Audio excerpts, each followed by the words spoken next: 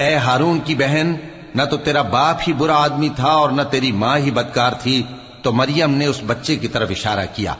وہ بولے کہ ہم اس سے کہ گود کا بچہ ہے کیسے بات کریں؟ بچے نے کہا کہ میں اللہ کا بندہ ہوں، اس نے مجھے کتاب دی ہے اور نبی بنایا ہے، اور میں جہاں ہوں اور جس حال میں ہوں اس نے مجھے صاحب برکت بنایا ہے، اور جب تک زندہ ہوں مجھ کو نماز اور زکوٰۃ کا ارشاد فرمایا ہے، اور مجھے اپنی ماں کے ساتھ نیک سلوک کرنے والا بنایا ہے اور سرکش و بدبخت نہیں بنایا، اور جس دن میں پیدا ہوا اور جس دن مروں گا اور جس دن زندہ کر کے اٹھایا جاؤں گا مجھ پر سلام ہے۔ یہ مریم کے بیٹے عیسیٰ ہیں، اور یہ سچی بات ہے جس میں لوگ شک کرتے ہیں۔ اللہ کو شایع نہیں کہ کسی کو بیٹا بنائے، وہ پاک ہے۔